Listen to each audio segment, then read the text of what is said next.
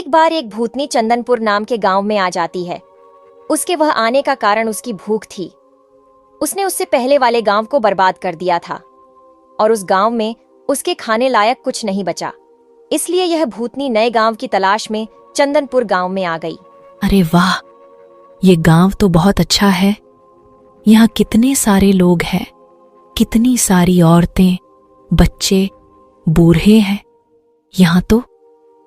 अब मैं इसी गांव में रहूंगी और इन सबको मार के खाऊंगी। अरे बाप रे, ये भूतनी कहां से आ गई हमारे गांव में? देखो, सब देखो, अब ये सबको मार डालेगी। ये बात सरपंच को बतानी होगी। ओए भूतनी, यहाँ क्यों आई है? भाग जा शैतान, भाग जा यहाँ से। इस गांव में तेरा कोई काम नहीं है। मैं तुम सबको मारने आई हूं? तुम सबको मार के खाने में बहुत मजा आएगा। मैं अब इस गांव से कहीं नहीं जाऊंगी।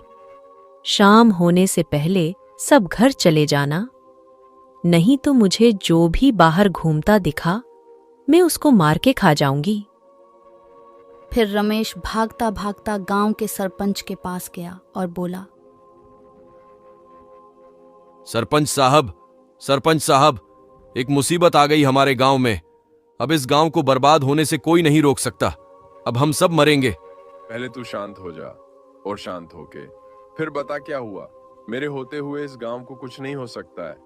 साहब, हमारे गांव में भूतनी आ गई और वो भूतनी हम सबको मारने की धमकी दे रही है। अब क्या होगा हमारा? क्या आप अब भूतनी से लड़ोगे? ये क्या मजाक कर रहे हो? भूतनी और वो भी हमारे गांव में। मैं खुद अकेला तो नहीं भागा सकता उसे, पर हम सब अगर साथ रहे तो कुछ ना कुछ रास्ता निकाल सकते हैं। रमेश, मुझे वहां लेके चलो जहां तुमने उस भूतनी वो देखा है। चलो सरपंच साहब, आप भी एक बार उस भूतनी के दर्शन कर लो। फिर सरपंच और रमेश उस भूतनी के पास गए। आ गया तू सरपंच? क्या देखने आया है? तू कुछ नहीं कर सकता मेरा? किलागर गांव का सरपंच भी मेरा कुछ नहीं कर सका, फिर तू क्या ही कर लेगा? अच्छा काली पिशाचिनी, हम सब मिलके तुझे भगा देंगे इस गांव से।